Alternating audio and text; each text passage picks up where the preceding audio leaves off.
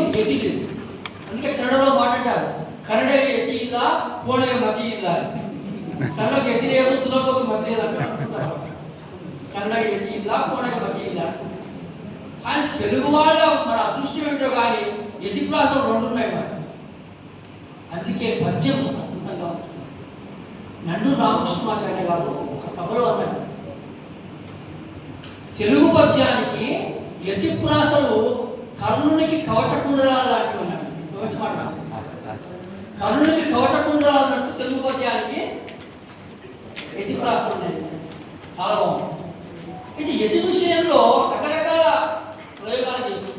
అంటే యతిని విచ్ఛేద సంజ్ఞక అని మన సంస్కృతిలో నియమం. అక్కడికి ఆగి మళ్ళీ మీరు ఎత్తుకోవాలి. మనం చాలా మంది ప్రారంభ దశలో పద్యం రాసేవాళ్ళు ఏం చేస్తారు, నిజంగా ఆపి యతి స్థానం దగ్గర ఆపి మళ్ళీ యతి నుంచి మళ్ళీ మొదలు పెడతారు. ఎందుకంటే అదొక సౌలభ్యం కూడా. అంటే ప్రారంభంలో ఉండేవాళ్ళే కాదు, పరిణత దశలో ఉండేవాళ్ళు కూడా ఆ ప్రయోగం చేస్తారు. గుర్తుపెట్టుకోండి. ఎందుకు దానికి ఉదాహరణ ఎవరు తెలుసా? వేమనని. మీరు వేమన పద్యాలు మీరు ఏమన్నా చదువుకోండి, సరిగ్గా ఇంటి దగ్గర ఆపుతాడు చాలా పద్యాలు ఆపుతాడు ఆయన. ఒక జీవలక్షణం వేమన పద్యాలు. అందుకే ఇవాళ వేల పద్యాలు వేమన వస్తే దాంట్లో కొన్ని కలిసిపోయి వేరే వాళ్ళు రాసి చూపించి ఇవి కూడా వేమన పద్యాలు ప్రచారం చేస్తే ఏవి వేమన పద్యాలు అనేటువంటి వింగడింపు చేసేటువంటి క్రమంలో ఒక అంతఃసాక్ష్యం యతి కూడా. యతి సహజంగా పడుతుంది వేమన పద్యంలో, అతికించినట్టు ఆల్పుడెప్పుడు పలుకు ఆడు పలుకు సజ్జనుడు పలుకు చల్లగా హాయి ఉన్నట్టు పద్యం. అంటే అట్లే రాయాలని నియమం కాదు, అసలు లేకుండా కూడా రాయకూడదు. కానీ అలాంటి యతి నియమం వల్ల ఒక అందం వస్తుంది పద్యానికి, వైభవం వస్తుంది పద్యానికి. ఎట్లా? ఒక ఉదాహరణ, శ్రీనాథుని పద్యం. ఖండెందు మౌళిపై కలకంస పాలిపై కర్పూర ధూళిపై కాలుదవు. ఎక్కడ ఇరుగుతున్నా చూడండి. ఖండెందు మౌళిపై కలకంస పాలిపై కర్పూర ధూళిపై కాలుదవు. మిన్నేటి తెరలపై మించు తామరలపై మహిమించు నురులపై మల్లరించు. జంభాడి గజముపై చంద్రికారజముపై చందన ధ్వజముపై జౌకళించు. శ్రీనాథుని పద్యం అది మదగజయాన. నడక ఏముంటుందండి? ఆ యతి కూడా ఎంత హాయి ఉందండి. ఖండెందు మౌళిపై కనకంస పాళిపై కర్పూర ధూళిపై కాలుదవు. కానీ యతిలో ఎంత అందం ఉంటుందండి. అట్లనే మనం యతిలో తెలుగు వాళ్ళకి ఒక మంచి సౌలభ్యం కల్పిస్తున్నారు మన వాళ్ళు. ఏమిటది? రాసయ్య కదా. రాసయ్యకి వేటి ఉంటుంది, అన్నిటి ఉంటుందా? వృత్తాల పేరు మళ్ళీ ఉపజాతులు సీసము ఆడేది వాడుకోవచ్చు. ఎందుకు వాడుకోవాలి? నడవడు ఏం వాడుకోవాలి? అంత ఇది అవసరమా? అవసరమే. యతిలో ఎంత అర్థం ఉందో రాసయతిలో అంతకన్నా అందం ఉంటుంది వేయగలిగితే. ఒక ఉదాహరణ చెప్తాను, పట్టుమూర్తిని. ఎందుకంటే ఆయన భాషపై పట్టుమూర్తి. పవమాన మానవ ప్లవమాన కైరవక్షగమాన రజము మైనంటదిమును. వివరించండి అంతే. పవమాన మానవ ప్లవమాన కైరవక్షగమాన రజము మైనంటదిమును. కరసారసార తామరసాతి సంభ్రసీధురసక్తి కన్నీరుదుడువగోరు. మదనానన ప్రభాస గణండ కోమలక్షణనక్షిపై చూపు సరుపదూషు. సలయాహ కలతాకి సలయాగ మలయాగ నిలయారిన కుర్పు తెరుపదలతూ. గుంజపుట గుంజదలి గుంజ శుంజితంబు వెగ్గలంబైన చెవియొగ్గి విన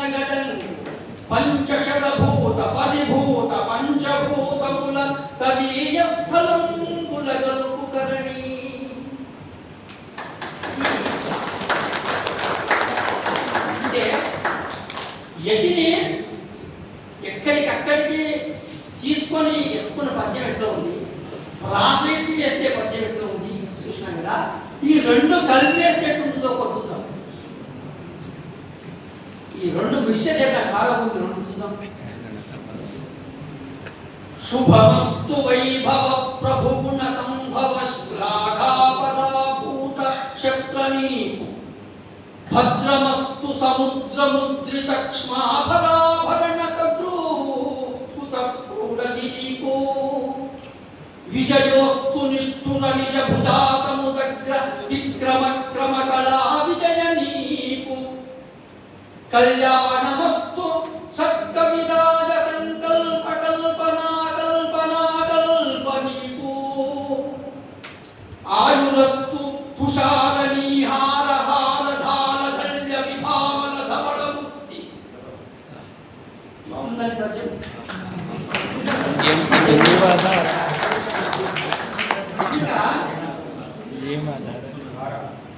ఇప్పుడు గతి అయిపోయింది. మనోళ్ళు చెప్తుంటారు గతి చాలా కష్టం అండి. గతి వేసేవారు మధువదలు అంటున్నారు మన పెద్దలు. ఎందుకంటే చాలా బ్రేక్ వస్తుంది. పద్యాలు రాసేవాడికి తెలుసు చాలా కష్టం, ఆగిపోతాడు. రెండవ సౌందర్యం ప్రాస. ప్రాస దాని ప్రయోజనం ఏమిటి అంటే పద్యానికి సొగసులిస్తుంది. ఎందుకు చదివినప్పుడు ప్రాస రెండు రకాలుగా వస్తుంది. ఒకటి అందం, రెండు పాద ఛేదం తెలుస్తుంది అన్నమాట కదా. పాద విభాగం చేసినప్పుడు ప్రాసను పట్టుకుంటే సులభంగా చేసేయచ్చు. అందం ఉంటుంది. ఎటువంటి అందం? దూర్జటి కాళ్ళు పట్టుకుంటాం, దూర్జటి పాదాలు పట్టుకుంటాం. రోసి రోజు ఏం ప్రాస అండి? సకార ప్రాస.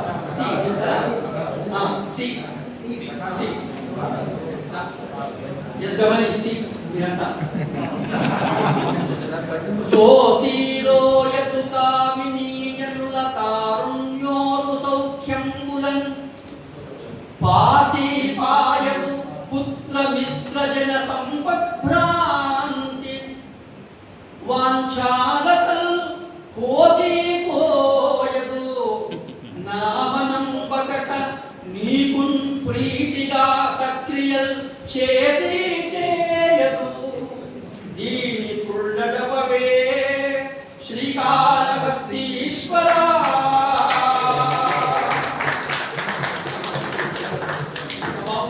రోజీ రోజు చేసి చేయదు మాసి బాయదు కదా. అంటే చదువుతుంటే చాలా అద్భుతంగా అనిపిస్తుంది. ఒక ఉదయం జుమ్మంటే సభ్యుపల్లి రాధాకృష్ణ గారు మహబూబ్నగర్ జిల్లా అలంపూర్కి వచ్చారు. అప్పుడు ఆయన ఉపరాష్ట్రపతి. ఆంధ్ర సారస్ పరిషత్ సభలను ప్రారంభించిన వచ్చి ఆ రోజు ఆయన వేదిక మీద ఉంటే స్వాగత పద్యాలు గడియార రామకృష్ణ గారు మీకు యాది పాఠం దాంట్లో గడియారం చాలా గొప్ప పండితుడు. ఆయనతో నాకు చాలా అనుబంధం ఉంది.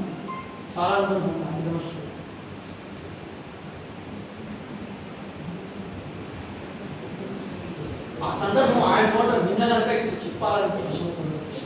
పద్యం ఎత్తుకుంటే రాధాకృష్ణ గారు పొంగిపోయినారు. జగదాచార్యుడు ఏం ప్రాసండి? జగదాచార్యుడు తత్వవేత్త బహుభాషావేది వేదాగమ స్థగితానంత మహార్థ దీపకుడు రాధాకృష్ణ మాన్యుండు మా విగత ప్రాభవ రాజధానికి సముద్వేరాంధ్ర సారస్వతాపగ పారింపగ ఏగుదించనట మా భాగ్యం సామాన్యమే. రాధాకృష్ణ గారు భేష్ భేష్ అన్నట్లు ఈ మాట గడియారం వారు చెప్పారు. తర్వాత యాత్రాస్తులో దాశరథి గారు కూడా ఈ మాట రికార్డు చేశారు.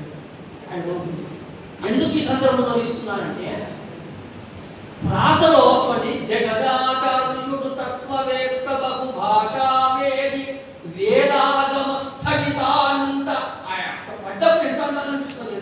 వేదాత్తమ స్థగితానంత మహత్త దీపం. ప్రాసలో ఒక అందం ఉదయం జుమ్మంట ప్రాస పడు. అయితే ప్రాస ఒకటి వేయాలా కవులు ప్రాసతో కూడా సయ్యాట్లాడి మనం ఏకప్రాస కాదండి, ద్విప్రాస, త్రిప్రాస, చతుష్ప్రాస. అసలు ఈ ప్రాస క్రీడల్లో నా దృష్టిలో పోతలకు నమస్కారం. అంత ప్రాస క్రీడలు ఎవరు చేయరు, పోతన చేసినట్టు. ఆయన ద్విప్రాస చేసిన. ద్విప్రాస అంటే ఏమిటి? రెండవ అక్షరం మూడో అక్షరం సేమ్ రావాలి. కెంపారెడు, జంపారెడు, సొంపారెడు, పెంపారు రెండు అక్షరాలు ద్విప్రాస. త్రిప్రాసలో చూడండి, వినుదట, చనుదట, అనుదట, కనుదట, నుదట, మూడు అక్షరాలు ప్రాసస్థానం త్రిప్రాస. చతుష్ప్రాస భూషణములు, శోషణములు, వేషణములు అనేస్తాడు. నాలుగు ప్రాస. ఏ ప్రశ్న అండి? భావం చేయకుండా ఆ పద్యాలు చదువుతుంటే అద్భుతంగా అనిపిస్తుంది. అది ప్రాస విన్యాసం. అయితే ఎది ప్రాసలు రాయాలన్నా ఒక్కొక్క రాయకుండా ఏం కాదు. ఎంత మంచి మాట చెప్తుంది సార్, థ్యాంక్స్. మీరు చచ్చిపోతాం ఈ రెండు పెట్టుకోలేదు అంటే మీరు నేను రాయడం కాదు. ఓ మూడేళ్ళ క్రితం పెద్దవాళ్ళు సాక్షి రాసిన మామూలు ఆయన కాదండి, రాయకోట సుబ్బారావు గారు దూతమస్తే ఒక కావ్యం రాసిన ఎతి ప్రాసలు లేకుండా రాసిన. అంటే అక్కడ రాకనా అక్కడ పోతున్న తప్పు. చాతగాకనో రాయలేకనో కాదు, ప్రయోగం కొరకు రాసిన అంతే, ప్రయోగాత్మకంగా అంతే భూతమతే. కానీ చాలా అది ఇబ్బంది. ఎందుకంటే ఎతి పురాసలు ఉండడం వల్ల సౌలభ్యం ఉంది. ఏం సౌలభ్యం అంటే వేలూరు శివరామ శాస్త్రి గారని మీరు పేరు తింటారు. యాదిలో తిరుపతి వెంకట గౌర శిష్యుడు. అసలు తిరుపతి వెంకట కవులు ఎంత అవధానాలు చేసినా కదా, నిజంగా అవధాన వారసత్వాన్ని ఎవరికి ఇచ్చినారు తెలుసా? వేలూరు వారికి ఇచ్చినారు, శివరామ గారికి ఇచ్చినారండి. ఎందుకంటే ఒప్పర సోదర కవులతో ఢీకొని వాళ్ళని ఎదిరించి శతావధానం చేసి, అరే ఈ సంఘం చూస్తారా మా గురువు దగ్గరకు వస్తారా అన్నాడు. ఛాలెంజ్ చేసిన గురువుల ముందర, గురువులు కూర్చొని వణుకుతున్నారు. ఏమైతే ఉండిపోయారు 19 ఏళ్ళు అప్పుడు ఆయన. కనుక అప్పుడు ఏమన్నాడు, మొత్తం పద్యాలకు ఉన్నందుకు సమయం నన్ను వెంటాడుతున్నా కానీ చెప్పండి. జగతీనాథులు నిస్సమాన కవిత వ్యాపార సంభవ పీయూష రసాభినిక్త లలితం వ్యాహారమీహారులై అవలోకింప శతావధానము నమాక ఆనందము గూర్చి గౌరవము నిర్మితి వయ్యా మారుణము తీరం శిష్య చూడామణి. తిరుపతి దేశం అనుకున్నదండి శివరామ శాస్త్రి గారు. మా రుణం తీసుకున్నావు. అవనీనాథులు పెక్కుమంది ముదిత స్వాంతంబురం కాంతలంపగ సాంగం సలక్షణముగా శరద్వావింశతి పేర్విహత్స మా ఏడిన ఈ అవధాన కవితా సామ్రాజ్య భారము మోయం పూనంగదవయ్య తండ్రి శివరామయ్య చిరంజీవి వై.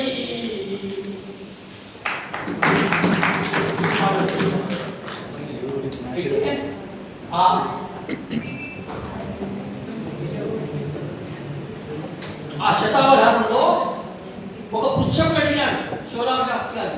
ఏమనంటే, అయ్యా నిర్యటి ప్రాస కవిత్వము గురించి ఒక పద్యం చెప్పండి అన్న. ఎతి ప్రాసలు లేకుండా పద్యం, దాని గురించి ఒక పద్యం చెప్పండి అన్న. చూడండి, నిర్యటి ప్రాస కవిత్వం గురించి చెప్పండి. ఆయన పద్యం చెప్పి చివరికి ఒక మాట అంటాడు. ఏమనంటే, ఈ నిర్యటి ప్రాసగా కవి పద్యం రాస్తే చాలా కష్టం రా కవులకు అవధానాలకు. ఎందుకంటే ధారణాహీనులై అనుభవిస్తారు. అది ధారణ అవుతుంది. మనకు నిజంగా పద్యాలు మన ధారణ ఉండడానికి కారణం ఏంటి? కాపాడతాయి. కనుక నిర్యటి ప్రాస కవిత్వం అంత కష్టమండి. ఇది ఇప్పటి వరకు పద్యం యొక్క భాష్య స్వరూపం అయిపోయింది. ఇప్పుడు ఆంతరంలోకి వెళ్ళాం.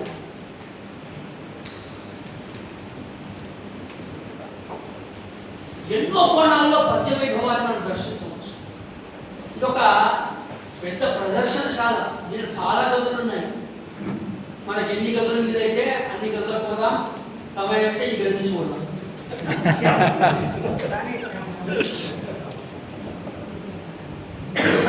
శబ్ద సౌందర్యం పద్యంలో రెండు రకాలుగా ఆనందించవచ్చు. ఒకటి శబ్దాన్ని బట్టి, రెండు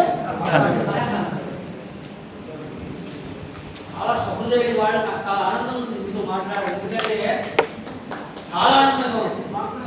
రసజ్ఞులైన వాళ్ళ ముందర 4 మాటలు చెప్పడం అదృష్టం అండి. ఏ ఒక్కరైనా వాళ్ళ చెప్తూ ఉంటే అందుకుంటున్నారు, అందిస్తున్నారు. ఇంక ఇంతకంటే ఏం కావాలి?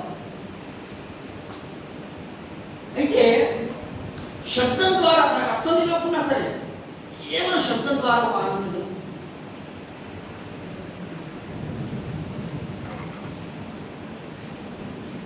కమలాది కమలహిత దృక్కమలుని కమలాంకనాభి కమలాకరుని కమలాంకరమణి రమణం కమలాసన హృదయ కమలు కమల ప్రియుని. ఇది కులవి గోపరాజు గారి పరిచయం. కులవి గోపరాజు సింహాసన గాకుంశ దాంట్లో పరిచయం. ఇక్కడ చమత్కారం ఏంటనేది అంటే కేవలం కమల శబ్దాన్ని పట్టుకొని ఆహుతి చేసినాడు. పోనీ ముఖ్య కమల తిప్పినాడా? కాదు. ఎన్ని చెప్పినా మరి తీసుకుపోయి విష్ణుమూర్తికి అన్వయించినాడు. అది ఇక్కడ చిన్న గొప్పదనం. కమలాని కమలహిత దృక్కమలుని. కమలాని అంటే కమలాల శత్రువు చంద్రుడు, కమలహితుడు సూర్యుడు. ఈ ఇద్దరిని దృక్కమలంగా కలిగిన వాడు, నేత్రాలుగా కలిగిన వాడు ఎవరు? విష్ణుమూర్తి. కమలాని కమలహిత దృక్కమలుని కమలాంకనాభి, నాభి అంత కమలం కలిగిన వాడు. కమలాకరుని ఆయన కమల. కమలాంక రమణి రమణు. కమలాంక రమణి, కమలంలో ఉండే తల్లి ఎవరు? లక్ష్మి. ఆమెకు రమణుడు. కమలాంక రమణి రమణు కమలాసన హృదయ కమలు. కమలాసన బ్రహ్మ, ఆయన హృదయ కమలంలో ఉండేవాడు. కమల ప్రియుని. చిన్న పద్యం. ఆవృత్తితో మనము అన్వయం లేకున్నా పర్వాలేదు, కానీ ఆ కమల శబ్దం తిరుగుతుంటే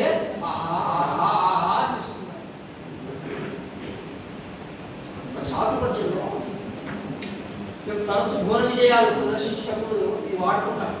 చివరి వారం మార్చి వాడుకుంటాం. దుర్మార్గులు మేము కూడా.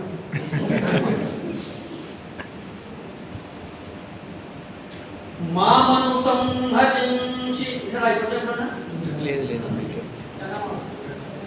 మామను సంహరించి ఒక మామకు గర్వమడంచి నింగిరే మామను రాజు చేసి ఒక మామతమోజునకాత్మబంధువై మామకు కన్నులిచ్చి సుతు మన్మథునానికి తానే మామయై మామకు మామయైన పరమాత్ముడు మీకు ప్రసన్నుడయ్యడి.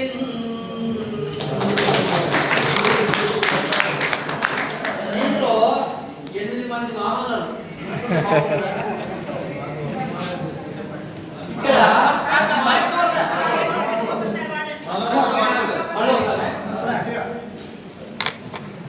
మామను సంహరించి ఒక మామకు గర్వమడంచి నింగిదే మామను రాజు చేసి ఒక మామతమోజునకాత్మబంధువై మామకు కన్నులిచ్చి సుతు మన్మథునానికి తానే మామయై మామకు మామయైన పరమాత్ముడు మీకు ప్రసన్నుడయ్యడి.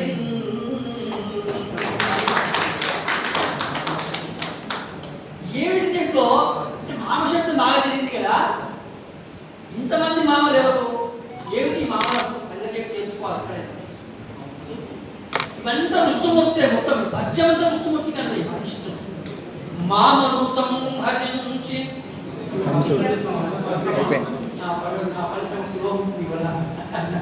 ఒక మామకు గర్వమడంచి, ఒక మామ గర్వం సర్వం గర్వం చేసినాడు.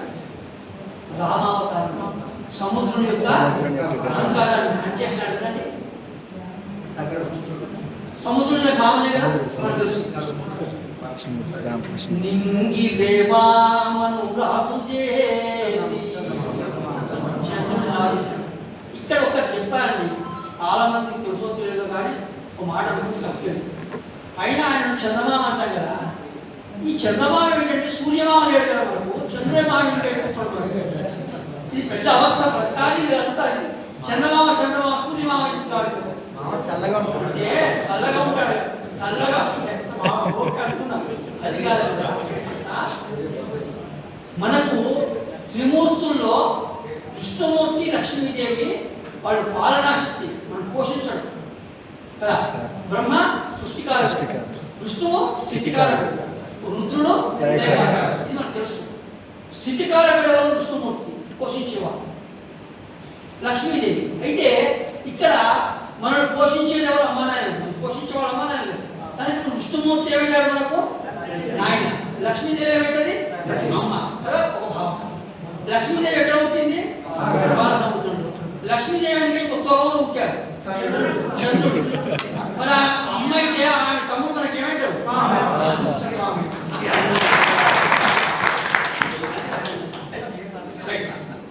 ఒక నింగిదే మామను రాజు చేసి, ఒక మామ తనోజునకు ఆత్మబంధువై. ఒక మామ కొడుకుకు చాలా దగ్గర చుట్టమైపోయినాడు. బావారికి అర్జునుడు. మామకు కన్నులిచ్చి సుతు మన్మధునాదికి తానే మామయ్య. ఈయన కొడుకు మన్మథుడు, ఆయన భార్య రతీదేవి, రతీదేవికి మామయ్య తెలుసు. ఇప్పుడు చెప్పిండండి పద్యంలో, మామకు మామయ్యైన. మామకు మామయ్యుడు, ఎవడైనా మామ కలుడైతాడు కానీ మామకు మామయ్య ప్రపంచంగా. ఒక్క విష్ణుమూర్తి అయినండి. ఎట్లా అంటే ఈయనకు మామ ఎవరనుకున్నా? సముద్రుడు. ఎందుకంటే ఈయన పాదంలో నుంచి పుట్టింది గంగా. విష్ణు పాదోద్భవి గంగా అన్నారు కదా. కనుక ఆ గంగపై సముద్రుడిని కలిసింది. కనుక విష్ణువుకు ఈయన మామ తెలుసు. కానీ ఆయన కూడా ఈయనకు మామ. ఎట్లా? సముద్రంలో పుట్టిన లక్ష్మీదేవిని పెళ్లి చేస్తున్నాడు కదా, అవునా? కనుక ఇప్పుడు ఈయనమైనాడు మామ. కనుక మామకు మామయ్య కూర్చున్నాడు. అందుకే మీరు నిఘంటులు వదలండి. మామ మామ అని ఒక పదం ఎక్కడ నిలిచిపోయి మామ మామ అని పదం ఉంటుంది. దానికి అర్థం విష్ణుమూర్తి తెలియస్తాడు. ఎందుకంటే ఇది రహస్యం. మామకు మామయ్య అంటే ఎంత అందంగా చూడండి. చదువుతుంటే అర్థం. ఎన్ని కథలండి ఒక్క పద్యంలో, అది వైభవాన్ని చెప్తున్నా. ఒక్క పద్యంలో ఎన్ని కథలు వచ్చాయండి, ఎంతమంది ఎన్ని పాత్రలు వచ్చాయి, ఎన్ని సందర్భాలు వచ్చాయి. ఇది పద్య వైభవం. ఒక పద్యం నేర్చుకుంటే ఎందుకు కోసం అంటే ఇంకొక మాట, మళ్ళీ వసు చరిత్ర పోతాం. ఎందుకు ఊరికి వసు చరిత్ర పోతామంటే అది వసు చరిత్ర. వసు అది, వసు అంటే బంగారం అని. దాంట్లో కథ మనకు తెలుసుకోవాలి. శుక్తిమతి ఏమో నది, కోలాహలుడు అనే కదా. వీళ్ళు వివాహం అయిపోయింది కదా, ఏదో జరిగింది, వాళ్ళకు అమ్మాయి పుట్టింది, ఆయన పేరు గిరిక. ఆమెను ముసలావారి వివాహం చేసుకున్నాడు. అయిపోయింది చేసుకున్నాడు. ఆమెను అత్తవారికి పంపుతున్నారు, ముసలావారికి పంపుతున్నారు. గిరిక పంపుతుంటే ఆమె ఏడుస్తుంది. ఏడవాలంటే ఏడ్పాలనేది సంప్రదాయం. ఆయన ఏడాది సంప్రదాయం ఏం కాదు. అత్తగారికి పోతుంది, ఏడుకొస్తే ఏడవాలి కానీ చెడుగా పెట్టుకున్నాడు. కానీ మనవాళ్ళు ఇప్పటికి కూడా ఆ అపవిత్రులకు చాలా మంది చూస్తుంటారు. అమ్మ ఏడ్పిల్ల ఏడుస్తూ లేదు అంటే ఏడవాలి. అది బాణం లోపల నుంచి రావాలి. గిరిక ఏడుస్తుంది, తల్లి పట్టుకొని ఏడ్చింది. పోలేకపోతున్నది, ఎందుకు తిరిగింది, చూసింది, మళ్ళీ వచ్చి దగ్గర పట్టుకుంది, ఏడ్చింది. అప్పుడు తల్లి కూడా బాధపడింది, కానీ పంపగలదు. అప్పుడు అన్నది ఎందుకు ఇస్తావు? ఎందుకు రాని భయపడక్కడ నీకు ధైర్యంగా నేను పంపుతాను, కొంతమంది పంపుతాను. ఎవరు పంపుతావమ్మా? తమ్ముల వంపుదు మణిషకమ్ముల వంపుదు. ఇక్కడ తమ్ముల శబ్దం, తమ్ము శబ్దం పైన దృష్టి పెట్టండి అంతే. తమ్ముల వంపుదు మణిషకమ్ముల వంపుదు రాజహంస పోతమ్ముల వంపుదు పరిచితమ్ముద కానన దేవతాడి జాతమ్ముల వంపుదు ధృతగతమ్మున నేను సారణి ప్రపాతమ్మున వత్తు విశ్వవిదిత ముదిత మదితాపమేటికి.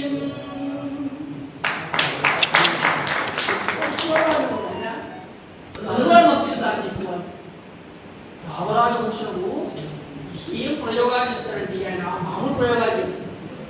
ఎప్పుడైనా ఆడపిల్లకు ధైర్యం ఎవరండి?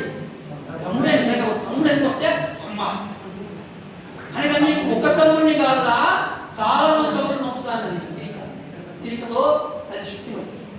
తమ్ముల వంపుదు. ఎవరు తమ్ముడు అంటే ఒక శబ్దం ఏమంటే తమ్ముడు అంటే పద్మం. పద్నాలు నమ్ముతా. ఎందుకంటే ఆ తమ్ముడే కదా, గిరిక నది బిడ్డ కదండి, నదిలో ఉంటే పద్మాలు కనుక అని తమ్ముడే వాడు. ఇది చమత్కారం. తమ్ముల వంపుదు మణిషకమ్ముల వంపుదు. మణిషకాలను వంపుతాను ఒక అర్థము. మణులు కూడా తమ్ములే. ఎందుకు? మణులు ఆయన పంచగలు దొరుకుతాయి ఆ కుట్రలలో కనుక అవి ఇవి సహజాలు కనుక అవి. రాజహంస పోతమ్ముల వంపుదు. మంచిగా మదించిన హంసలు వంపుదు. అందుకని మన పక్కన ఉంటాయి అవి తమ్ములేరా. పరిచితమ్ముగ కానన దేవతాడి జాతమ్ముల వంపుదు. మన దేవతలను పంపిస్తారు. ఎందుకు? వాళ్ళు కలిసి పెరిగినారు. వాళ్ళ తమ్ములేరా. ఇంకెందుకు ఆయన నువ్వు పోతే నేను ఉన్నానా?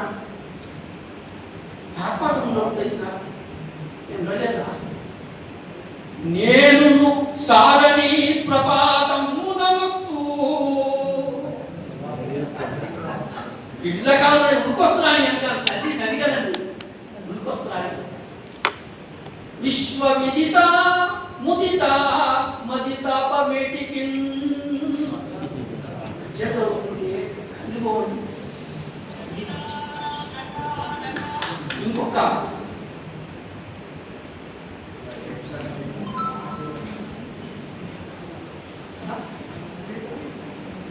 విషధరిపు గమనునికి మీకు పద్యం తింటారు పూతన గారి పద్యం. పూతన వచ్చి కృష్ణుడికి చనుబాలు ఇచ్చింది. అవి విషపూరితమైన చనుబాలు మనకు తెలుసుకోవాలి. ఆయన తాగినాడు. ఇప్పుడు తాగినాడు అని చెప్తే ఆశ్చర్యపోతాం. ఏమైంది ఏమైంది ఏమైంది తెలుసు కథ చెప్పడానికి చెప్పిన శివుడు ఏమవుతుందా? చానికే అవుతుందా? విషం పాలు అవుతానికే అవుతుంది. ఎందుకు? విషధరిపు గమనునికి విషగళ సపునికి విమల విషశయనునికి విషభవ భవ జనకునికి విషపుతను విషము గొలుట విషమే గలపన్. ఇంకా శబ్ద విన్యాసంలో పోత సవాలు ఎవరైనా ఒక విశేషత్వం తీసుకొని వేసినాడు. ఇక్కడ చమత్కారం ఏమిటంటే విషము అంటే రెండు అర్థాలు. ఒకటి గరళం, విషం అంటే నీళ్ళు అన్నట్టు. ఈ రెండు ప్రధాన అర్థాల్లో ఈ పద్యాన్ని. విషధరిపు గమనునికి విషం ఉండేటువంటి వాడి శత్రువు గరుత్మంతుడు మామూలు ఆయన బయట వెళ్ళేవాడు. విష గళ్ళ సపునికి శివుడికి ఫ్రెండ్. విమల విషశయనునికి ఇక్కడ నీళ్లు పాలగడలో పడుకునేవాడు. విషభవ భవ జనకునికి విషభావం అంటే నీళ్ళ నుండి పుట్టింది. పద్మంలో పుట్టినవాడు బ్రహ్మ. విషభవ భవ జనకునికి ఆయన తండ్రి విషపు చను విషము కొనుట విషమే కలపని అంతవరకు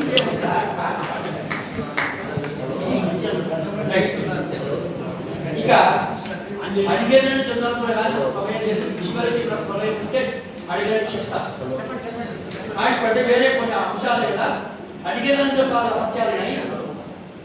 చివరి చెప్తాను. ఒక్కొక్క విభాగంలో ఒక పద్యం ఉంటే అనిపిస్తుంది కానీ మళ్ళీ నాకు కూడా చరిత్రలోనే జనాపాండ మీ నోటికి అడిగేదని చెప్పాను.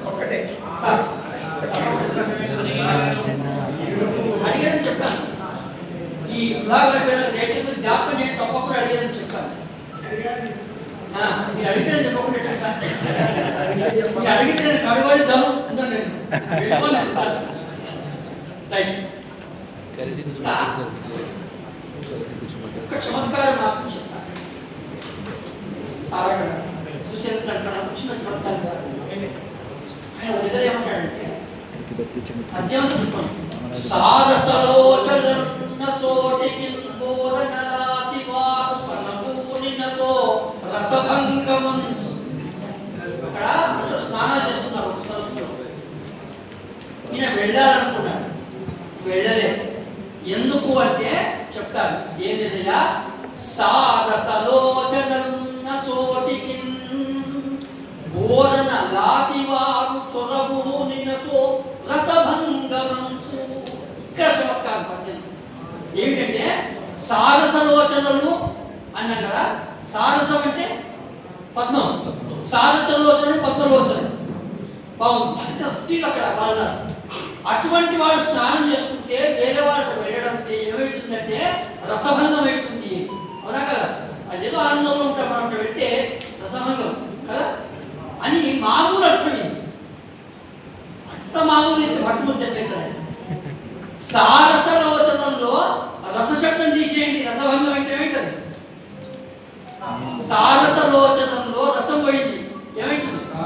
సాలోచనలు ఆలోచన పట్టుకో ఆయుధమైన అది. ఇట్లా ఎన్ని ప్రయోగాలు చేశామనుకో. తెలుగువాడికి ఆత్మాభిమానం ఎక్కువ కదా.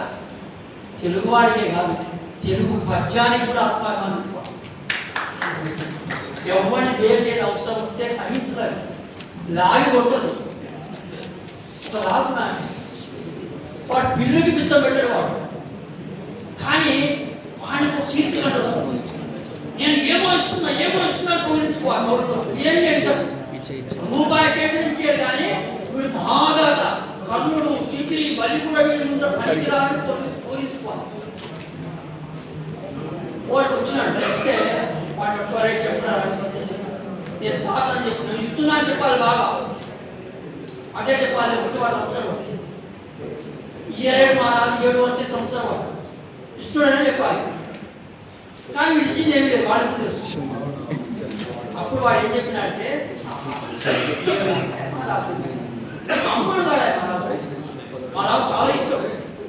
ఇచ్చను రాజు ఏమిచ్చినాడనా ఇంటి లోపల ఉండనిచ్చినాడు.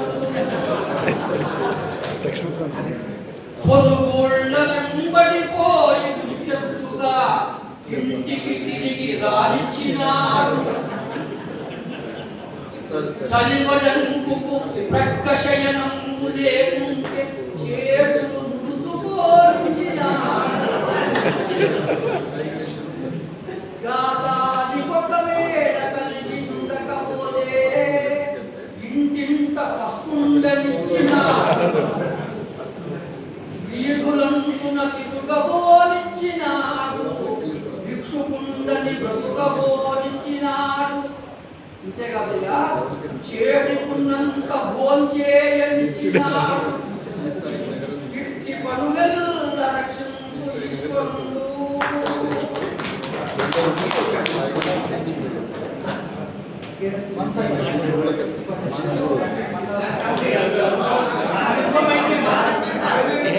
వేరే పద్యం పాడండి.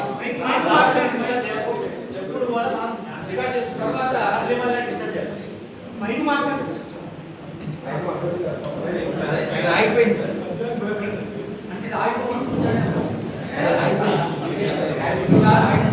సాగిపోండి sir. Hello hello okay sir. Hello sir అడిగేదానండి. ఇక దృశ్యంలో ఒక పద్యం చదువుతుంటే ఆ సన్నివేశం కళ్ళ ముందుకు రావాలి. వాడు మహాత్ముడు. గణేతి ప్రాసల కోసం ప్రాకులాడేవాడు కవి కాడండి. అందుకే మన పెద్దలు దీన్ని ఏమన్నారంటే శిల్పము అన్నారు. పదం ఉపయోగించారు, శిల్పం. ఈ శిల్పంలో, పద్య శిల్పంలో నేటి ఎవరు అంటే తిక్కన కాదండి, మిగతా కారణం కాదండి. తిక్కన్న శిల్పపు తెలుగు తోట అన్నాడు విశ్వనాథ. తిక్కన శిల్పం చాలా గొప్పగా ఉంటుంది. ఒక ఉదాహరణ, కీచకుడు ద్రౌపదిని వెంబడిస్తున్నాడు. విరాటపడి పరిగెత్తుకుంటూ వెళ్ళి విరాటుని యొక్క కొలువులోకి వెళ్ళిపోయాడు. వీడంటే వచ్చాడు. ఆ వచ్చాక నిలబడి వచ్చాడు. వాడు వచ్చి ఎంత నిలబడ్డాడు. అందరూ చూస్తున్నారు. దాంట్లో కంకు పట్టున్నాడు ధర్మరాజు, వదలు ఉన్నాడు, మిగతా రాజులు ఉన్నారు, సామంతులు అందరూ ఉన్నారు. అందరికి పరిస్థితి అర్థమైపోయింది ఏం జరుగుతున్నారు. కానీ ఎవరు ఏమనలేదు. ఎందుకు? వాడు సింహముడు, వాడు ఏం చేయలేదు. రాజే ఏం చేయలేదు, తోడు చేస్తాడు. ధర్మరాజు చూస్తున్నాడు కంకుపట్టు, కానీ ఏమన్నాడు? స్థితపడి ఆయన మౌనంగా ఏం జరిగినట్టుగా ఉన్నాడు. కానీ పక్కన భీముడు ఉన్నాడు. వాడు ఒప్పుకోడు. ఎందుకంటే భీముడు అంటే బీపీ పేషెంట్. బీపీ పేషెంట్ ఆవేశం, మామూలుగా ఆవేశం వచ్చింది వదలు. ఆ ఆవేశంలో వాడు ఎట్లా ఉన్నాడో ఇక్కడ రాస్తాడు. కన్నుకొని కోపవేగమున కన్నుల నిప్పులు రాగ అంగముల్ కనలగా సాంద్ర ఘర్మ సలిలంబులు గ్రహ్మ నితాంతదంత పీడన నటదస్త్యంగ పిచక ప్రకృతి చటుల ప్రవృత్తనర్తన ఘటన ప్రకార భయద స్ఫురణ పరిణత వృత్తియై. ఇది భీముడు. కళ్ళలో నుంచి నిప్పులు రాలుతున్నాయి, నల్లగైపోయిన కళ్ళు, శరీరం వణుకుతున్నది. ఆవేశం, చెమటలు వచ్చేసాయి ఆవేశాలు. ఇదంతా ఒక ఎత్తు. ఇప్పుడు ఒక ఎత్తు. వాడు పళ్ళు కొరుకుతున్నాడు ఆవేశంతో. నితాంత దంత పీడన, పళ్ళు కొరుకుతున్నాడు చెప్పడానికి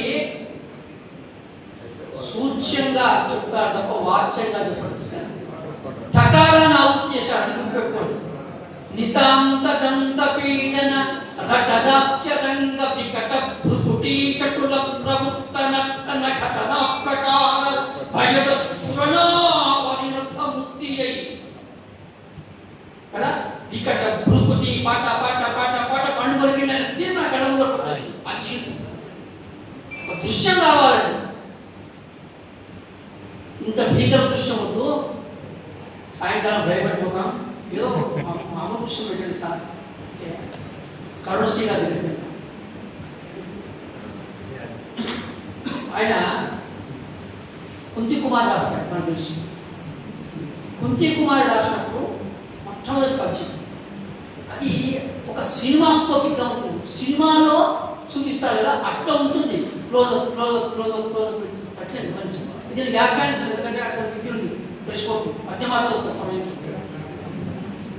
అది రమణీయ పుష్పవనము, ఆ వనమందొక మేడ, మేడపై అది ఒక మారుమూల గది, ఆ గది తలుపులు తీసి మెల్లగా 15 ఏళ్ల ఇడుగల బాలిక పోలిక రాసబిడ్డ జంకొద వెడుకాళ్ళతోడ దిగుచున్నది క్రిందకు మెట్ల మీదుగా.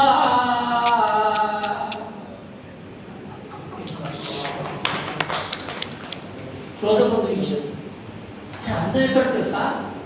దిగుచున్నది క్రిందకు మెట్ల మీదుగా.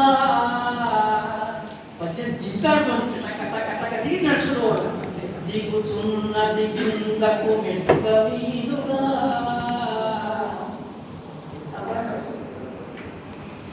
ఇక్కడే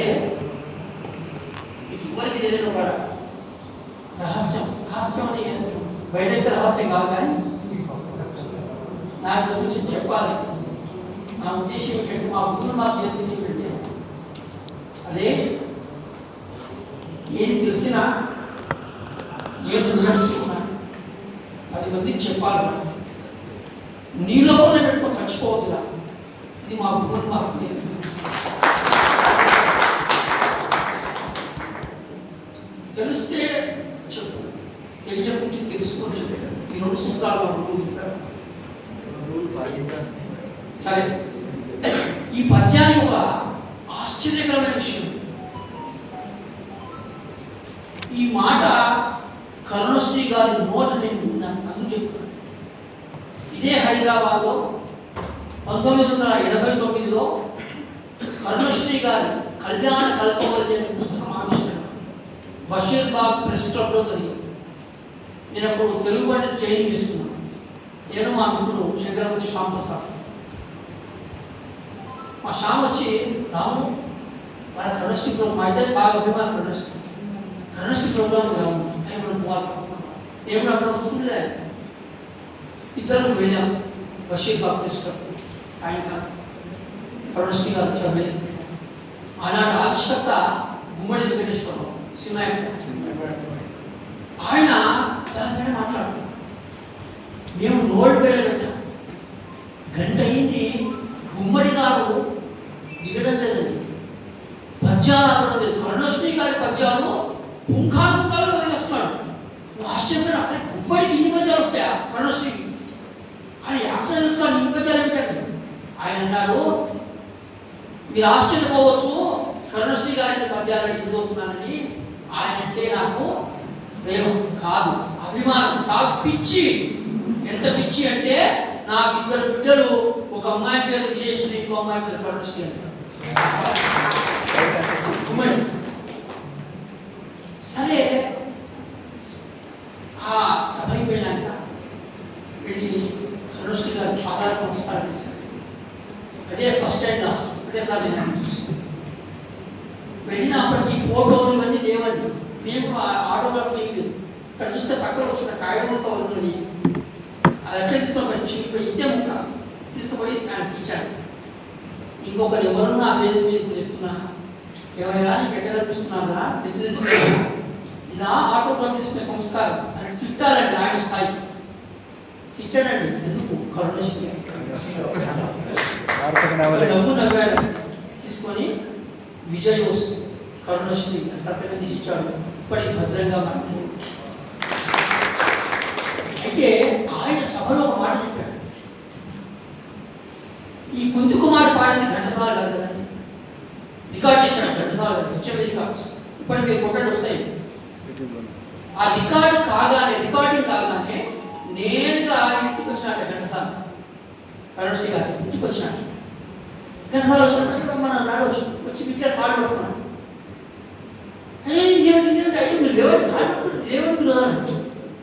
మీరు మొదలు క్షమిస్తానని నీ పాదాలు పొందా. అయ్యో, నీ దేవుడి స్వామి పొందంటే కాదు, నేను ఆ మాట అంటేనే ఏమిటో చెప్పాడు. కాళ్ళు పోదు. సరేనయ్యా, ఏదైనా కానీ నువ్వు ఇంట్లో చాలా ఇబ్బంది ఉంది, నువ్వు దేవుడైనా కూర్చో. ఏమైందా? నేను చెప్పు, తప్పు జరిగింది. ఏం తప్పు జరిగింది? కుంతి కుమారి రికార్డ్ చేసి వస్తున్నాను. సంతోషంగా దానికి తప్పు ఏం లేదు. దాంట్లో తప్పు ఏం చదివినాను, ఏం తప్పు చెప్పాను. అది రమణీయ పుష్పవనము పద్యం. అది ఘంటసాల గారు ఏం చేశారు కదా, అది ఒక రమణీయ పుష్పవనము. ఇప్పటికి రికార్డింగ్ అదే ఉంది. అది ఒక రమణీయ పుష్పవనం. ఇప్పుడు ఏమైంది? పద్యం ఛందస్సు పోయింది కదా, చెప్పగమానలో నగరం పోయింది. అక్కడ ఛందోభంగం అయింది. పరిస్థితి ఏమి అర్థం కాలేదు. అలాగే పొరపాటు అయింది, క్షమించాలని. రికార్డ్ అయిపోయింది. ఇప్పుడు ఏం చేసినట్టు అంటే ఆయన ఏమన్నట, ఏం పర్వాలేదయ్యా, నేను రాసిన దానికన్నా నువ్వు పాడితే చాలా బాగుంది, అది రమణీయ కన్నా అభిముఖ రమణీయం అనేది ఇంకా స్పెసిఫిక్ గా ఉంది చాలా బాగుంది కనుక సరే ఇక వర్ణన పొందాం దృశ్యం అయిపోయి వర్ణన పొందాం ఇక వర్ణన అనేది 20 పద్యాలు మీకు తెలుసు అన్ని నేను చెప్పాను కానీ కొత్త కొత్త కవులు పట్టుకుందాం అంతే ఒకటి వర్ణన చాలా మంది చేశారు కానీ తెనాలి రామకృష్ణుని వర్ణన చాలా బాగుంది మనం తెనాలి రామకృష్ణుడు అనగానే నాకు చాలా బాధ అనిపించేది ఏంటంటే ఒక జోకర్ అయిపోయినాడు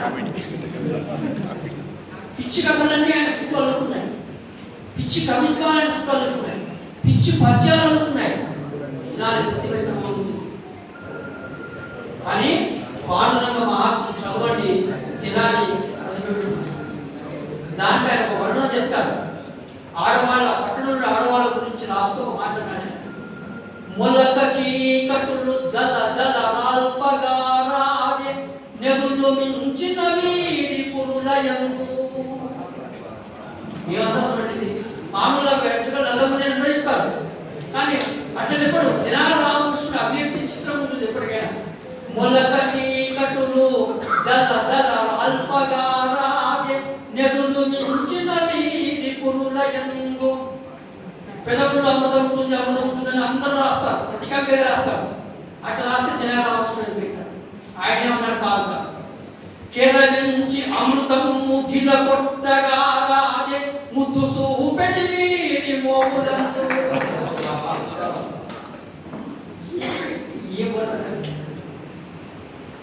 దిగవశం కథలో వాడు తల్లి దగ్గర పోయి కూర్చొని తెలుసు మనకు దిగవశం కదా వాడు రోజు తర్వాత తల్లి దగ్గర ఓ రోజు చెంపు ఓ రోజు తప్పాల ఓ రోజు ఉంగరం ఓ రోజు గోగరం చిన్న కొట్టేస్తాడు రోజు కింద ఆ కొట్టేసి దాన్ని రోజు కింద ఎత్తుకపోతున్నాడు చెప్పండి అంటే ఎట్లా ఎత్తుకపోతున్నాడు అంటే ఈదు గీసిన రీతి ఇంచుకించుక చేరి ఇలువాడు తల్లిపై గలపసింది ఇంత చెట్టు తీశాడు రోజు కింద సరే ఏం రామకృష్ణుడండి ఏమన్నారండి ఇంకొక ఉదాహరణ కాపిస్తాను గురంజాశ్వ శ్రీనాథుడు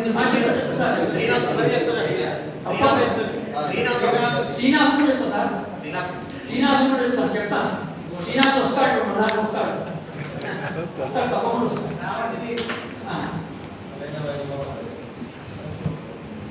మీరు ఒకటి మనవి ఏంటంటే సమయం దృష్టిలో పెట్టుకోండి కూర్చుంటాను నాకు ఇబ్బంది లేదు కానీ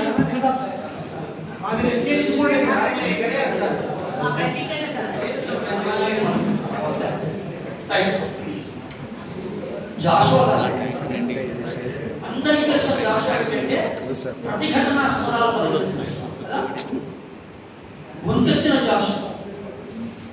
జాషువాలో ఒక్కటి కూడా కాదు జాషువా చదవడం చేస్తుంది ఆయన వినడం ఏ అద్భుతం అంటే అసలు మాటల్లో కూడా సాక్షి చెప్పనే ఉంటుంది ప్రస్తుతం చెప్పాల్సిన మాట ఒక్క ఉదాహరణ చేస్తాడు ముంతాజ్ మహల్ రాశాడు ముంతాజ్ మహల్ తాజ్ మహల్ గురించి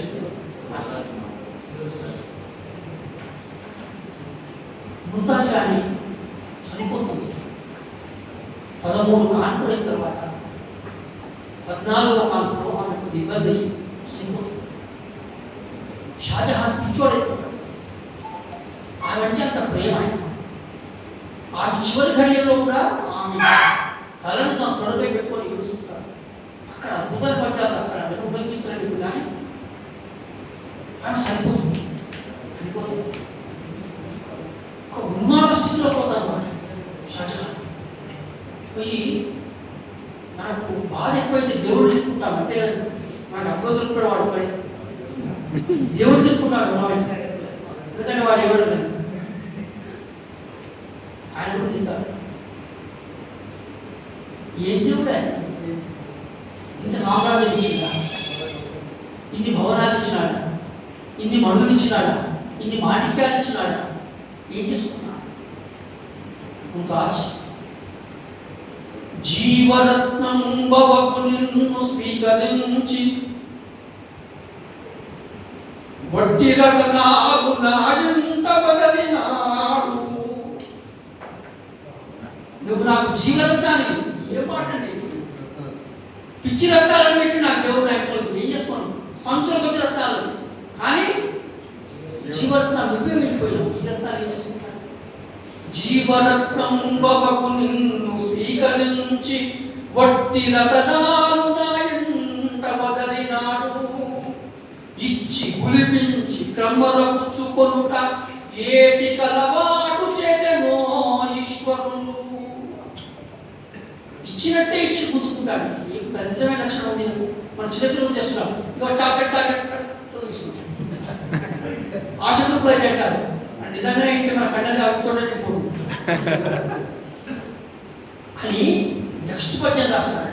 ఇక్కడ ముంతాజ్ ఏమన్నాడు, ఆయన జీవరత్నాన్ని రత్నాన్ని అన్నాడు కదా, ఇప్పుడు రాస్తాడండి ముంతాజ్ నేను ఇక్కడ భూమిలో పడ్డబెట్టాను, నిర్దాక్షిణ్యంగా పాతి పెట్టాడు. కానీ ఇప్పుడు జరిగింది ఏమిటి తెలుసా? నిన్ను గర్భంబులో దాచుకున్న మహితి రత్న గర్భాఖ్య నేను సార్థక్యమయ్యే.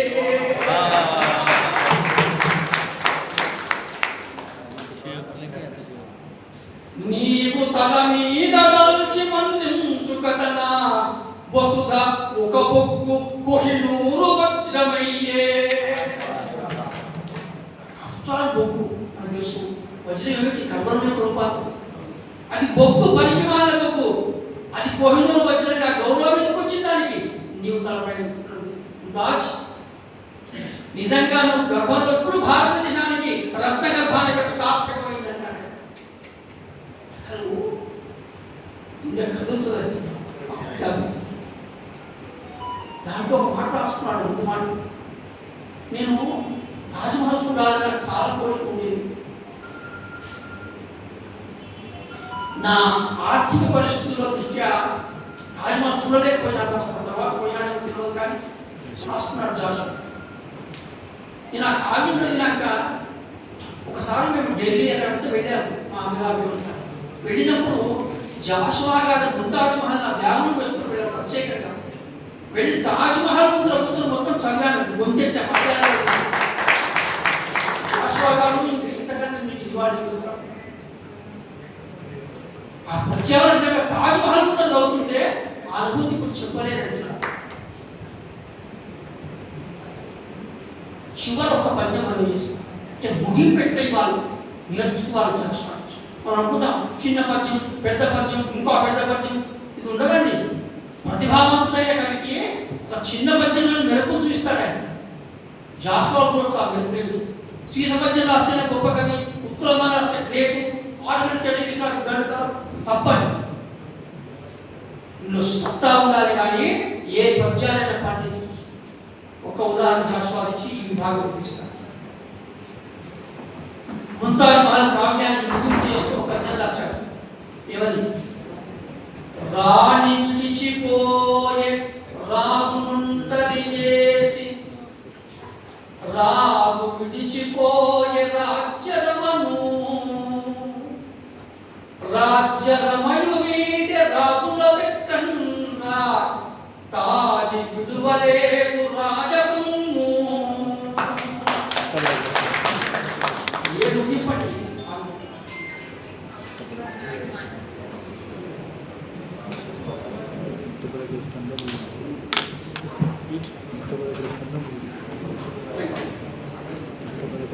ఇంకొకటి విశ్వనాథ వారు తెలుగు పద్యానికి జ్ఞానపీఠ పురస్కారాన్ని తొలిసారిగా కష్టపెట్టిన మహాకవి కవి సమ్రాట్, రామాయణ కల్పవృక్షం రాష్ట్రం సీతమ్మ వారు అశోకవనంలో కూర్చున్నారు.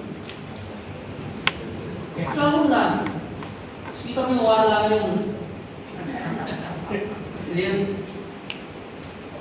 సీతమ్మ వారు లాగా లేదు. ఎట్లా ఉందో చెప్తాను.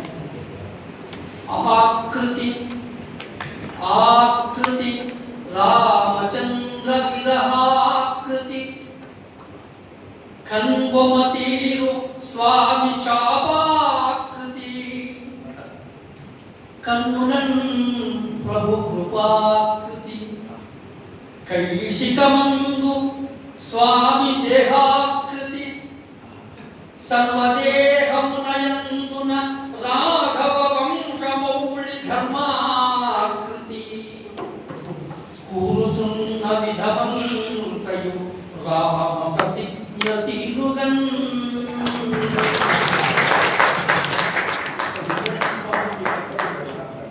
అంటే నిజంగా ఇటువంటి సీతమ్మను హనుమ చూశాడా, హనుమ దర్శనం చేశాడా?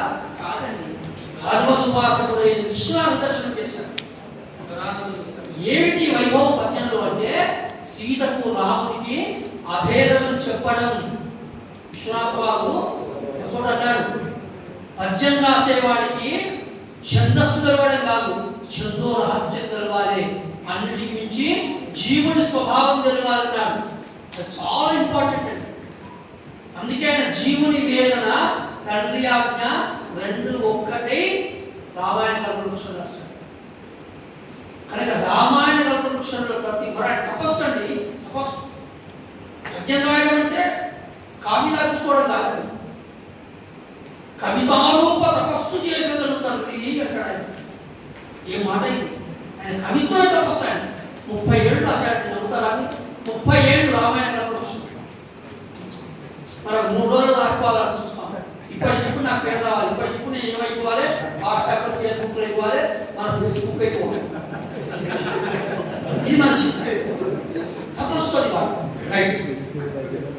అందుకే ఇంకొకటి పద్యంలో యాక్షన్ ఓరియంటెడ్ పద్యాలు అంటే ఇది యాక్షన్ చేస్తే తప్ప అర్థం కాదు పద్యం. యాక్షన్ చేస్తే తప్ప అర్థం కాదు పద్యం. ఎట్లా? తేజము సాధు వృత్తమును తేపువగలిగిన భీరుడెప్పుడు ఆదికి ఇట్లను పరుని ఆదికి నిట్లను అర్థికిట్లను. తేజము సాధు వృత్తమును తేపువలేని వికారి ఎప్పుడు ఆదికి ఇట్లను పరుని ఆదికి నిట్లను అర్థికిట్లను. ఇది పద్యం. ప్రతిదాంట్లో ఇట్లను ఇట్లను ఇట్లను. ఎవరికి? ఎట్లను తెలుగు. ఆదికి నిట్లను యుద్ధానికి ఇట్లా అంటాడు, పరునియానికి ఇట్లను అర్థికి ఇట్లను ఎట్లను. ఇక్కడ యాక్షన్ తప్ప అర్థం కాదు. ఎట్లా? తేపు సాధు తేజము సాధు వృత్తమును తేపు కలిగిన భీరుడు. తేపువ తేజము అంటే పరాక్రమం, సాధు వృత్తము మంచి శీలం, తర్వాత మంచి దయాగుణం కలిగినటువంటి వాడు ఉంటాడే, వాడేం చేస్తాడట అంటే ఆ అజికి ఇట్లను యుద్ధం వచ్చిందంటే అంటాడు. పరునియానికి ఇట్లను ఇతరుల భార్య కనిపిస్తే ఇట్లా అంటాడు. ఎందుకు? మాతృక పరదారీషు. సాధువుతో కనుక వాడికి పనుల భార్య కనిపిస్తే ఇట్లా ముక్తాడు. అర్థికిట్లను ఎవడైనా అడగడానికి వస్తే వాడికి ఏమంటాడు? ఇట్లా అంటాడు. అనగా యుద్ధానికంటే ఇట్లా అంటాడు. తర్వాత పనుల భార్య ఇట్లా అంటాడు. దాంతో కూడా వస్తే వాడికి ఇట్లా అంటాడు. ఇది బాగుంది.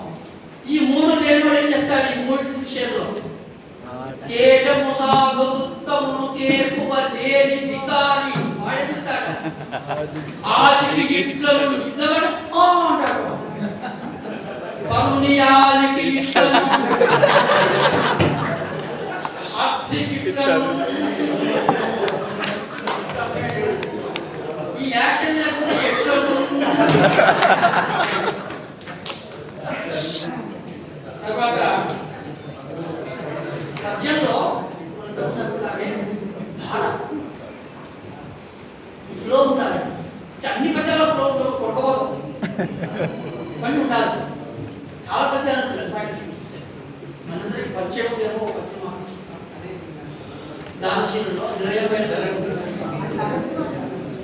నిరజంబైన నిబంధమైన ఘటనీ నిర్మూలనంబైన దుర్మరణంబైన ప్రాంతమైన నిజము రానింపు కారు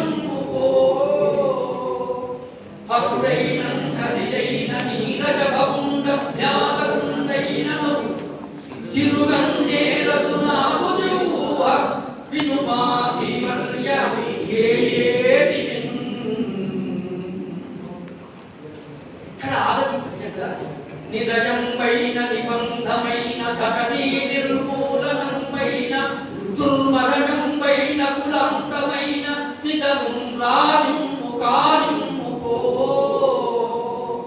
హరుడైన హరియైన నీరజభంగ భ్యాగకుండైన నౌ తిరుగన్నేరదు నాగు జూహ వినుమాధివర్య వేయేటి దాశరథనాన్ని ఒక పద్యం చదువుతాను. ఆయనకు కుళ్ళిపోయిన సమాజం మీద మట్టి సమాజం కాల్చిపడారు కలిగి వాళ్ళు మంగళ గీతి పాడద దాశరథ మంగళ గీతి పాడద హిమాచల సంగ సరత్సురాపకా భంగ తరంగ రంగముల పాదములు నినటించు తారకాలింగిత బాలచంద్రముని లీలతరం ధరించినట్టి భస్మాంగుని భార నేత్రము నవాగ్ని కణముల చిమ్ముదారులను మంగళ గీతి పాడేదా వెళ్ళిపోతున్నారు. సరే ఇంకొక మాట అంటన భీముడు నా ముఖాక పద్యం అంటే మంచిగా మిత్రుడు అంటూ బండల భీముడు ప్రజల వంట ఉడుకల వాడుకోవడం అంటేనే పద్యమా.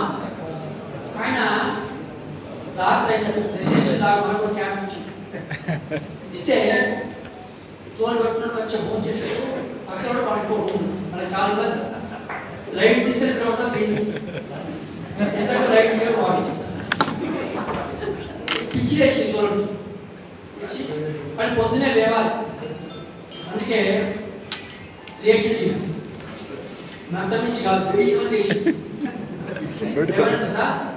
ఏమయ్యా అది కొట్టినా పడక అంతే కదా, అది కొట్టినా పడక వాడు ఓడికే ఏడ్చేవాళ్ళు ఊరుకో ఏమైంది ఓర్పులు అనుకున్నారు కాదండి, మాట్లాడుకున్నారు కాదండి, పద్యంలో మాట్లాడుకున్నారు. ఏమయ్యా పది కొట్టినాది పడుకో ఏడ్చావులే ఊరుకో.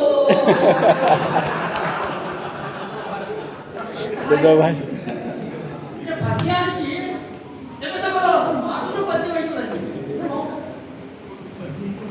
మళ్ళీ ఒక్కసారి చదవస్తుంది. విశ్వనాథ వారి గురించి సత్యనారాయణ గారి గురించి ఒక మాట రాస్తుంది. ఆయన చాలా చమత్కారం చేస్తాడు. కరుణశ్రీ గారు చాలా చమత్కారం. ఒకసారి శివుడు కైలాసానికి వచ్చినాడు. ఎక్కడెక్కడ తిరిగి వచ్చినాడు. తిరిగి వస్తే పార్వతీదేవి ఎదురుపెట్టి ఆయన అడుగుతుంది. ఇద్దరు మాట్లాడుకుంటారు. పద్యంతో మాట్లాడుకోండి. మాట్లాడుతుంది స్వామి ఎక్కడి నుండి అర్థానికి ఒక వచనం. స్వామి ఎక్కడి నుండి శివుడు అన్నాడు మా సత్యకవి మా స్వామి ఎనం పోయినాదే. సత్యకవి సత్యనారాయణ సత్యకవి మా స్వామి ఎనం పోయినానే.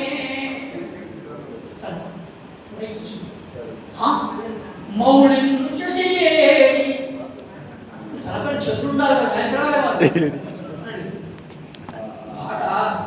దూతయైపోయన్ వానికేనాడు సత్యనారాయణ దూత అయిపోయాడు.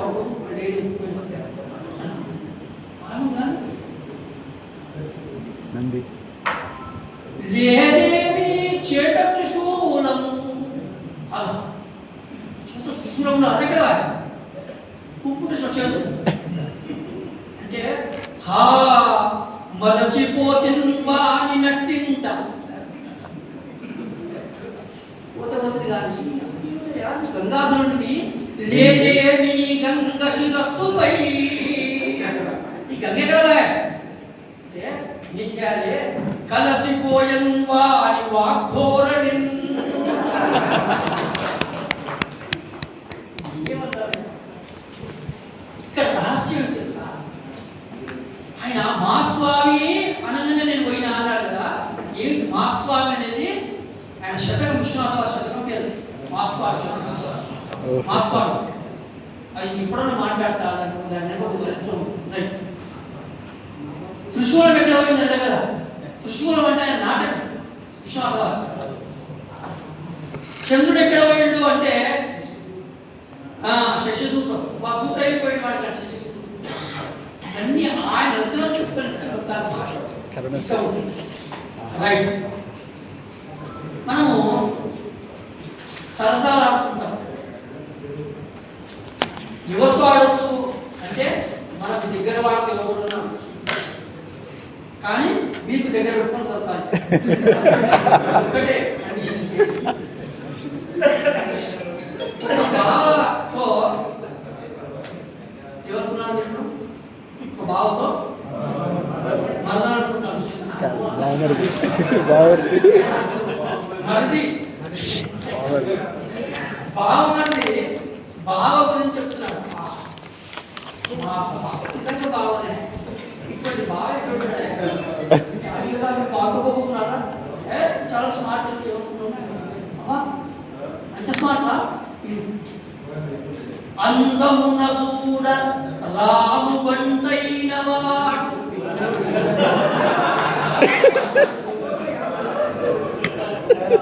నాగరకతకు జము వాహనమున కీడు.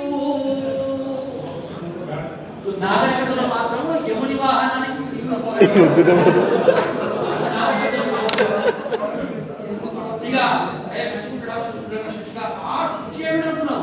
శుచికి హేమాక్షు దంపిన శూరు జోడు, హిరణ్యాక్షు దంపిన వాడు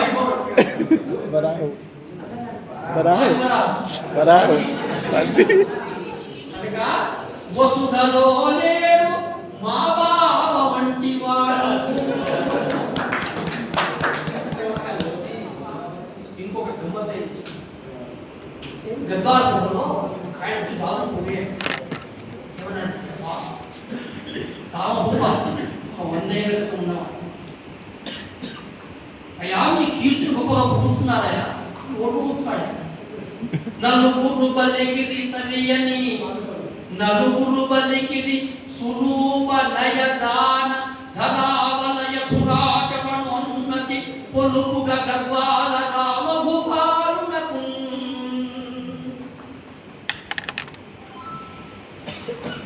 అంటే ఇక్కడ మీరు గమనించండి, నలుగురు బలికిరి సరియని, నలుగురు బలికిరి అన్నాడా అంటే మనకు అర్థమైంది ఏంటంటే నలుగురు చెప్తున్నారు, ఏం చెప్తున్నారో చెప్పండి కదా, ఏం చెప్తున్నాడు నలుగురు వరకు నలుగురు వరకు ఎందుకు మాకు నలుగురు అంటే ఓడ నలుగురు ఎవరికి అంటే జవాబు దాటి ఉండేదా ఏమిటా నలుగురు చెప్పింది. మొదటిదానికి నలుగురు వరకు బాబు సరిపోయింది.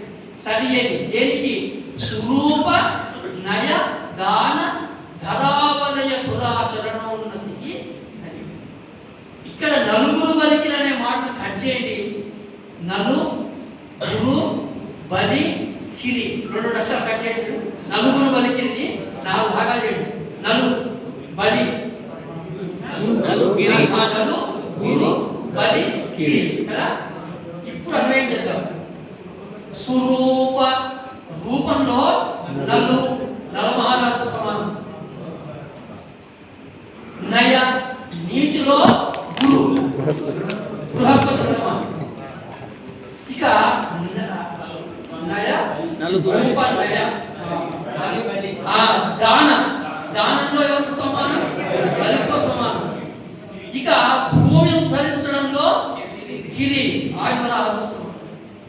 ఇది ఇంత అద్భుతమైన అంటే ఇటువంటి పద్యాలు ఎన్నో ఉన్నాయి. తర్వాత ఇంకొక మాట శ్రీనాథుడు అంటాడు కనుక చెప్తారు. శ్రీనాథుడు ఏది రాసినా శ్రీనాథుడు అనన్యాలంకారం. ప్రధానంగా ఆయన శీర్ష పద్యాలు మనకు తెలుసు. దాంట్లో మనందరికీ తెలిసిన పద్యం అని చెప్పి దాంట్లో ఏముందో ఒక మాట తన కవిత్వం గురించి ఎట్లా ఉంటుందో చెప్పాడు. పంపావిరూపాక్ష బహు జటాజూటికారక్వథ ప్రసవ సౌరభ తుంగభద్రాసముత్తుంగ వీచి ఘట గంభీర ఘుమఘుమానందములకు కళసాపుర ప్రాంత కదళీ వనంతర ద్రాక్షాలతావనస్తవకములు కర్ణాటకావిని కర్ణహాటక రత్న తాటంక యుగధాళ ధల్యములకు నిర్నిబంధ నిబంధమైన కవిత తెలుగునను సంస్కృతమున వరుక నేర్పు. ఈ పద్యం అందరూ తెలిసిన పద్యం. కానీ శ్రీనాథుడు ఆవేశం వస్తే ఒక దగ్గర ఆగిపోయాడు. చూడండి, పాదం వెళ్ళిపోతాడు. పంపా విరూపాక్షకు జటాజూటికారక్వథ ప్రసవ సౌరభ్యములకు అక్కడ ఆపాలి పద్యం, అప్పుడే అంటాం. పంపా విరూపాక్ష బహు జటా జూటిక అంటే అయిపోతుంది. అయితే ఏమిటి దీంట్లో రహస్యం ఏమిటి తెలుసా? ఆరగ్వదం అంటే రేలకు, మనకు చాలా తెలుసు. రేల చెట్టు, రేల పువ్వు ఉంటుందండి, తంగెడు పువ్వు లాగా ఉంటుంది. కానీ తంగెడు పువ్వు కన్నా సుకుమారం ఉంటుంది. ఆ దగ్గర చాలా సువాసన ఉంటుంది రేల పువ్వు. ఈ వెనకడికి మా చిన్నతనంలో మామిడి పండ్లు కావాలంటే ఆ రేలాకు అవన్నీ చేసేవాడు. తొందరగా మాగుతుంది ఎల్లో కలర్. అయితే అది చాలా స్మెల్, మంచి సువాసన ఉంటుంది. రేల పువ్వు వచ్చినప్పుడు ఆ చెట్టు దగ్గర ఉంటే అది హాయి అనిపిస్తుంది. అది శ్రీనాథుడి యొక్క నిష్ట దృష్టికోణం. అయితే ఏమిటి అన్నది చెప్పాడు ఈయన? చెట్టు శివుడి మీద ఒక బిల్వం అనాలి అంటే కదా. ఇది రేలపోతే అక్కడ ఎక్కడైనా పోయి పంపా విరూపక్షపకు జటాజూటికారక్వథ ప్రసవ సౌరభ్యములకు. పంపా విరూపాక్ష స్వామి పైన పెట్టబడినటువంటి రేల పూల నుంచి వచ్చేటువంటి సువాసనల లాగా నాకు వస్తూ ఉంటుంది. కవిత్వానికి వాసన ఉంటుందా? కవిత్వానికి వాసన ఉంటుందా? శ్రీనాథుడు బాగా తెలుసు. ఆయన చాలా చోట్ల చెప్తాడు. వాసన అంటే ఏమిటో అంటే దానికి చాలా రహస్యాలు. అంటే కేవలం వాసన గురించి చెప్పాడా? కాదండి. రేల పువ్వు సౌకుమారి, తనకు సుకుమారంగా ఉండాలి. అది మామూలు రేల పువ్వు కాదు, విరూపాక్షుడి యొక్క శిరస్సుపై పెట్టబడిన రేల పువ్వు కనుక నా పద్యం అది శివంకరమై, శుభంకరమై, సుఖంకరమై, సౌకుమార్యంతో ఉంటుందని చెప్పడానికి ఉద్దేశం. తర్వాత తుంగభద్రాసముత్తుంగ వీచి ఘటా గంభీర ఘుమఘుమారంభములకు. తుంగభద్రలో ఎగిసిపడేటువంటి ఉత్తుంగ అభంగ తరంగాల్లాగా నా పద్యం పోతుంది అన్నాడు. అంటే ఏమిటి? ధ్వని. చెప్పాల్సింది ఏమిటంటే ధ్వని. పైన ఏమిటి? ప్రాసాదమైన విషయం, అది నా కవిత్వంలో ఉంటుంది. మూడోది ఏమిటి? కళసాపుర ప్రాంత కదళీ వనంతర ద్రాక్షాలతాపనస్తవకములు. కళసాపురం అనేటువంటి చోట అరటి చెట్లు ఉన్నాయి, మధ్యలో ద్రాక్ష తీగలు ఉన్నాయి. వాటి యొక్క తీపంతా నా కవిత్వంలో ఉంటుంది. అంటే ఏమిటి? అక్కడ పాకం, ద్రాక్ష పాకం, కదళీ పాకం. అంతేనా? శ్రీనాథుడు నారికేళ పాకం తన యొక్క పాకాల గురించి ప్రస్తావించారు. తర్వాత కర్ణాటకావిని కర్ణహాటక రత్న తాటంక యుగధాళ ధల్యములకు. కన్నడ రాజ్య లక్ష్మి యొక్క చెవి యొక్క కమ్మల యొక్క మెరుపు జిగేలన్నట్టుగా మెరిపిస్తానే ఉన్నాడు. అంటే ఏమిటి? కాంతి అనేటువంటి ఒక కావ్యము, ప్రసాదం అనే కావ్యమును, ధ్వని అనే కావ్యమును, మాధుర్యం అనే కావ్యమును, ఇవన్నీ ఇండైరెక్ట్ గా దాంట్లో శ్రీనాథుడు చూపించండి. బాహ్యమైన సౌందర్యంలో అంటే పద్యం నడికేమిటో మనం తెలుసుకోవాలి. ఇవన్నీ తర్వాత ఒకటి 2 పదాలు 15 నిమిషాలు ఆపిస్తానండి సమయం. పిల్లల వల్ల పిలవీర భక్తుడు శివుడి గురించి ఒక సీత పద్యం రాశాడు. పద్యం అంతా నేను చదవాలి కానీ పద్యం అంతా అట్లే ఉంటుంది. గిరిజా విభుండు ముంగిటి పెన్నిధానము కృత్తివాసుండు తంగేటి చుండు గోరా జగమనుండు కుసుమామిడి పండు కుసుమాస్త్రహరుడు ముంగొంగు పసిడి. ఇట్లా పద్యాలు మొత్తము చెప్తారు. ఈ పద్యంలో ఏమిటి సౌందర్యము? ఒకవైపు శివుడు, ఇంకొక వైపు జాతి. 12 జాతీయాల పరిచయం ఒక్క పద్యంలో అవుతుంది. 12 పర్యాయ పదాల పరిచయం శివుడు. ఒక్కటే పద్యం. అంటే పద్యం ఎంత గొప్పగా ఉంటుందో మీరు చూడండి. ఇంకొకటి పద్యంలో పాల్తుకు సోమరులు అంటాం, ఎన్నో ప్రయోగాలు ఇస్తాం. విభక్తులు అని చెప్తాం, విభక్తి ఇవన్నీ తెలుసు. కానీ ఎంత సౌలభ్యం పెట్టారంటే మరి పద్యాలు నేర్చుకుంటే మనకు ఆ విభక్తులు హాయిగా విభక్తులు మర్చిపోయిన వాడి పద్యం పెట్టుకొని ముందు పెట్టుకోవచ్చు. ఒక పద్యం పాల్గొని నిర్వహిస్తుంది. నీవు దయాపయోనిధివి, నీవు డుమువులు చేసి సార్వ విభక్తితో అంటారు పద్యాన్ని. నీవు దయాపయోనిధివి, నిన్ను నుతించిన గల్గు భక్తి, నీచే వరవీర శైవరతి చేపురు, నీకయిత్తు కబ్బముల్, నీ వలనన్ కృతార్థత జనించును, నీకు నమస్కరింతు, నీ భావమునందు నుండి నన్ను బాపకు మీ బసవయ్యా వేడెదన్. అన్ని విభక్తులు ఇంట్లో వచ్చాయి. రైట్. ఇంకా చివరి ఒక 2 అంశాలు చెప్పి ఆపోస్తాను. పద్యాల్లో కవిత్వము ఆశు కవిత, చిత్ర కవిత, గర్భ కవిత, బంధ కవిత అన్న 4 ప్రధాన విభాగం. ఇవన్నీ వివరించలేదు. కానీ చిత్ర కవిత ఒక్కటి చూడండి, తెలుగు పద్య వైభవంతం ఉంది. చాలా మంది తర్వాత ఆధునికులు అన్నారు ఇవన్నీ సర్కస్ పిలుస్తున్నారు. కాదు, వాళ్ళ ప్రతిభకు నీకు చూపరాలి. ఇన్ని సర్కస్లు చేశారు, మామూలు విషయమా? 2 అక్షరాలతో 1 అక్షరంతో పద్యం రాసిపడేశారు. రాయలాస్థానంలో నందితిమ్మన నారదుడు, ఆయన నారదుడు కృష్ణుడి దగ్గరికి పోయినప్పుడు పద్యం రాశాడు. కృష్ణుడు నమస్కరించాడు. ఏ నమస్కరించాడు కదా? మనము ననను మానమును నను, నీ నామమను మను మన్నన మను మను, నా నాము నీ నమానాను నా. దీంట్లో 2 అక్షరాలు, ఒకటి నా, ఒకటి మా. అంతే కదా. మనము ననను మానమును నను, నీ నామమను మను, మనము మననము నేమము నమానను, నా నాము నీ నమానాను నా. అంటే బాగుందండి, చమత్కారం చాలా బాగా చేశాడు. మా నా అక్షరం లక్షలు పెట్టి తిప్పాడు, భావం ఉందండి. అన్నిటికన్నా రహస్యం తెలుసా? మా నా తిప్పేస్తే నా మా నమహాన్ నమహాన్ మొక్కుతున్నాడు నారదు కృష్ణుడికి. అది చెప్పడం వరకు నా మా లక్షలు రాశాడు. ఇది వాడు చేసిన ప్రయోగం. రైట్. ఇక చివరిగా మరి అడిగేదా సార్ మనం అనుకుంటాం పద్యాలనే కన్నా చాలా సంస్కృత సమాజ భూయిష్టమైనదే పద్యాలు కాదు. తెలుగు పద్యానికి తెలుగు భాషలో సౌలభ్యం తెలుసా? ఏ భాషనైనా ఇమిడ్చుకోగలిగిన పుష్పక విమానం తెలుగు భాష.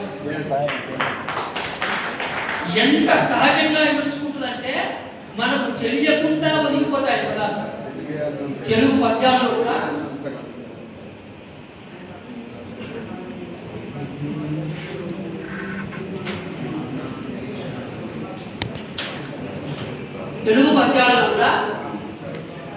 అన్య దేశాలు అంటాం కదండి, ఇతర భాష పదాలు అన్య దేశాలు అవి చాలా హాయిగా ఒదిగిపోయాయి. ఇవాళ మనము 2 ఇంగ్లీష్ పదాలు ఏమైనా అనుకుంటున్నాడు, అబ్బా చూసిన వాడిని ఇంగ్లీష్ పదాలు పద్యాలు చూసినావా అనుకుంటాం. మణిప్రవాళ శైలి అని ఏమైనా పేరు పెట్టుకోండి. ఇది ఇబ్బంది కాదు, 1000 ఏళ్ళ నాటి. పాల్కురికి సోమనాథుని కన్నా మణిప్రవాళ శైలిని మొదటగా సమర్థంగా నడిపినోడు నా దృష్టిలో ఇప్పుడు 5 భాషల పదాలను పట్టుకుని ఆయన కిరుఖడి నామనంబు నను దేశేశ్వరకిం విధీయకం. ఆ పద్యం కూడా చదువుకోండి. బసవేశ్వరుడి బసవ పురుషాదృష్టికుడు తమిళం, తెలుగు, సంస్కృతం, కన్నడ, మరాఠీ ఇన్ని పదాలు పద్యాలు ఒక్కటే పద్యంలో కొట్టేశాడు. అంతకన్నా మణిప్రవాళం నడపడండి. మనం ఇవాళ 2 ఇంగ్లీష్ పదాలు హిందీ పదాలు వాళ్ళు కాదండి. ఇంగ్లీష్లో మనం గొప్పవాడు ఏం కావాలి? ఒక 100 ఏళ్ల క్రితం మాట తిరుపతి వెంకటగౌడ మనకు తెలుసు. తిరుపతి వెంకటగౌడతో బాగా రాస్తారో మనకు తెలుసు. కానీ వాళ్ళు కూడా ఒక దగ్గర ఏమన్నా తెలుసా, ఒక కావ్యం ఒకటి తిక్క పనులకు వాడు తయారు నిగంశం తమ్ముడు ఉన్నాడు. వాడిని పట్టుకొని అందరిస్తున్నావు, ఏమిరా నీ పుట్టికేమిటి, నీ వంశం ఏమిటి, నీ అలవాటు ఏమిట్రా బాబు చదువుతున్నావు అని పద్యం రాస్తాడు. అన్నా వైనట బ్రాండి అంట విసిగి అంటక్కట, ఇది పద్యం తిరుపతి ఎక్కడ పోతుంది. అన్నా వైనట బ్రాండి అంట విసిగి అంటక్కట, నీకు ఈ విన్నాణం పెటులభ్యమా విజకులా విభూతియం పాదం. అది చూడండి, 2 పదాలతో అవసరం లేదు. ఒక పదం ఇంగ్లీష్ పెట్టిపోయింది. చాలా బిజీ ఉన్నాడు, పిచ్చి పనులు. ఎంత బిజీ అంటే ఏ డాక్టర్కు లేదింత వర్కను భంగి కాదు, ఏ కలెక్టర్కు లేదింత వర్కను భంగి, ఉత్తరములు ప్రత్యుత్తరములు. తిరుపతి ఎక్కడ ఏ కలెక్టర్కు లేదింత వర్క్, డబ్ల్యూఆర్కి వర్క్ అంటే ఏ భాగా వెళ్ళిపోయిన పద్యాలు ఏదని పెడుతుంటుంది. ఒక ప్రియుడు అన్నాడు, ప్రియురాలు సోదరి కూడా క్షమించాలి అంటే అశ్లీలే కాదు కానీ ఉదంగించినందుకు క్షమించాలి.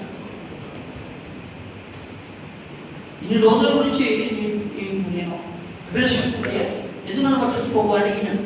ప్రియుడు ప్రేయసి దేఖావై తుముకే పసంద్ చకరా దీపించు శోభాకృతిన్ లేఖల్ రాసితి ఎన్నియో మధులే లేవంచు బోధించు సీఖాయా నహి ప్రేమ పాఠములు. సీఖాయా నహి దేఖావై తుముకే పసంద్ చకరా పోదాయండి. ఇక ఇవి ఎక్కువ ఇక తిరుపతి వెంకటగౌడు మీరు గురువులు అనడానికి ఏముంది అంటే కోరుపోయి ఒక పెద్ద పద్యం చెప్పినవాడు. ఎవరు సాక్ష్యం? కోర్టుకు సాక్ష్యం కావాలి. సాక్ష్యం పద్యం చెప్పినవాడు పెద్ద సిద్ధపద్యం చెప్పి 12 పాదాలు అయిపోయినాయి. సాక్షులున్నారు పద్యము చాలదు ఇంకా చాలా రోజులు పద్యం అయిపోయింది, ఏం చేయాలి అంటే ఇప్పుడు నేను ఏమైనా చూస్తుంటే సరుకు గలదెంతో సమయము చాలదింకా.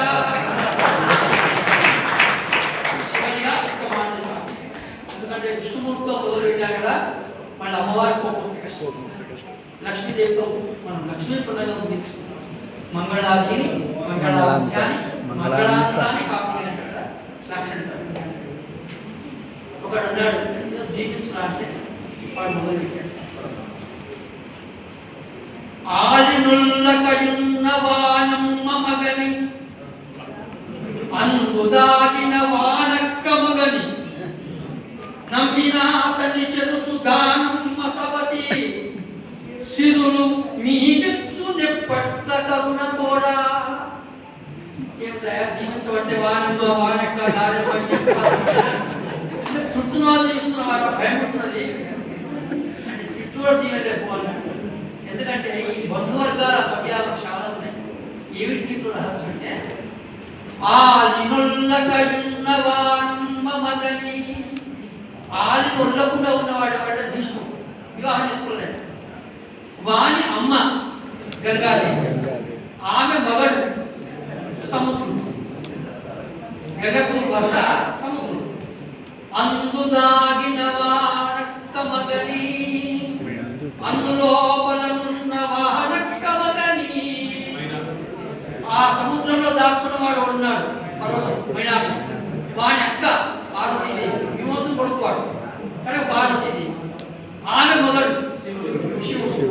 అతన్ని నమ్మినాతని చెరచు, ఆయన నమ్ముకున్న వాడు ఉన్నాడు శివుడు భక్తుడు రావణాసుడు.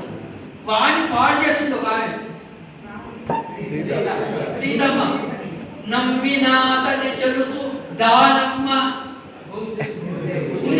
ఆమె సవతి లక్ష్మీదేవి. సిరుల మీకెచ్చు నెప్పట్ల కరుణ కూడా. మంచి మీ కళ్యాణం ఉన్న సమయము ఇంతసేపు కూర్చున్నందుకు ఫస్ట్ మీరు